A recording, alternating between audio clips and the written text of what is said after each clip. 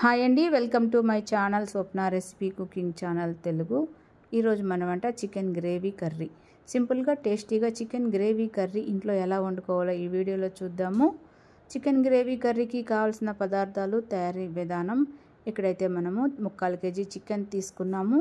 ఈ చికెన్ శుభ్రంగా 2 సార్లు కడుక్కొని ఇప్పుడు ఇందులో 1 స్పూన్ పసుపు, తగినంత ఉప్పు, తగినంత కారం వేసుకుని ఒకసారి అయితే ఈ చికెన్కి బాగా పట్టేలాగా ఉప్పు, కారం, పసుపు బాగా కలుపుకోవాలన్నమాట. ఈ చికెన్ని ఈ విధంగా అయితే చికెన్ బాగా కలుపుకోవాలి.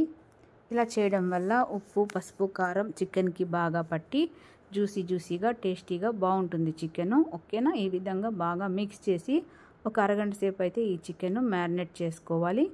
ఓకేనా ఫ్రెండ్స్? ఇది అమ్మమ్మల కాలం నాటి రెసిపీ. ఈ కర్రీ ఇడ్లీకి, దోశకి, వడకి చాలా బాగుంటుంది ఫ్రెండ్స్. ఈ విధంగా కలిపి ఒక అరగంట సేపు మ్యారినేట్ చేసుకోవాలి. ఇక్కడైతే మనము ఒక 2 పెద్ద సైజు ఆనియన్స్ తీసుకున్నాము, 2 పండు టమోటాలు తీసుకున్నాము.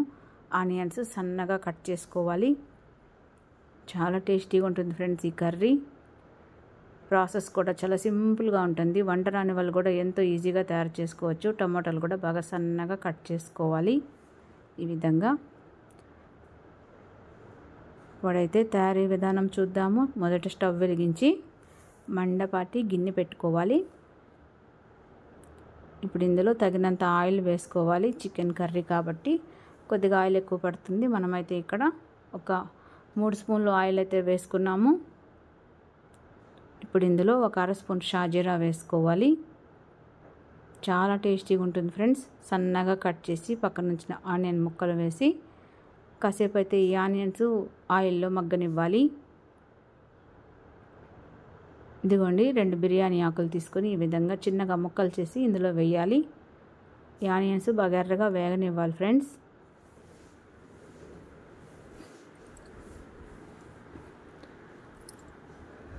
పచ్చివాసన పోయే వరకు వేగనిచ్చి కట్ చేసిన టమాటా ముక్కలు కూడా వేసుకోవాలి.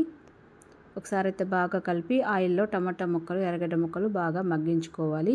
2 రెమ్మల పుదీనా కూడా వేసాము. ఒకసారి అయితే బాగా కలిపి కాసేపు అయితే ఆయిల్లో మగ్గనివ్వాలి. ఇదిగోండి కొబ్బరి మసాలా, చెక్క, లవంగ, ధనియాలు, అల్లం వెల్లుల్లి వేసి నూరిన ముద్ద అన్నమాట. ఈ మసాలా ఒక 2 స్పూన్లు వేద్దాము. చాలా టేస్టీగా ఉంటుంది ఫ్రెండ్స్ ఈ కర్రీ.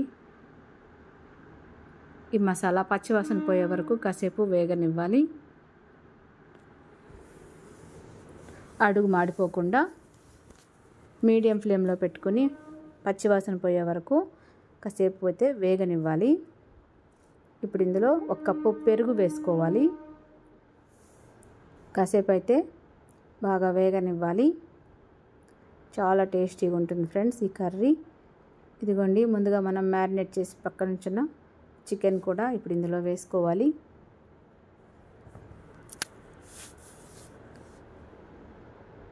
ఒకసారి అయితే బాగా కలుపుకోవాలి.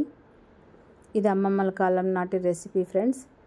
ఈ కర్రీ దోశలకి, ఇడ్లీకి, వడకి చాలా టేస్టీగా ఉంటుంది.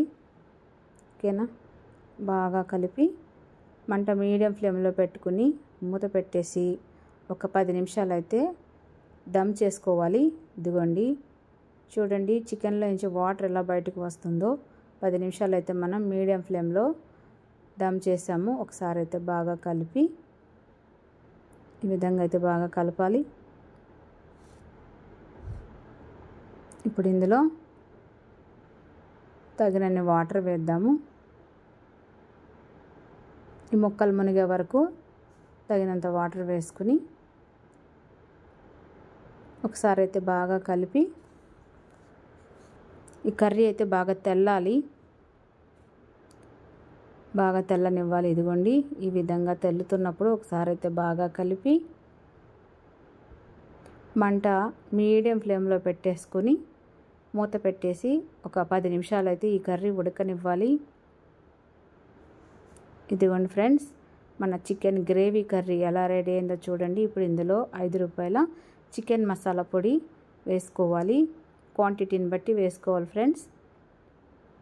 ఈ చికెన్ మసాలా పొడి వేసిన తర్వాత ఒకసారి అయితే బాగా కలిపి ఒక 2 నిమిషాలు మగ్గనిచ్చి 2 నిమిషాలు అయితే మగ్గనివ్వాలి. ఇప్పుడు ఇందులో సన్నగా కట్ చేసిన కొత్తిమీర వేసుకుని దించేస్తే గుమగుమలాడే చికెన్ గ్రేవీ కర్రీ అయితే రెడీ అయిపోతుంది. చాలా సింపుల్గా తయారు చేసుకోవచ్చు. వీడియో నచ్చితే లైక్ చేసి ఛానల్ సబ్స్క్రైబ్ చేసుకొని సపోర్ట్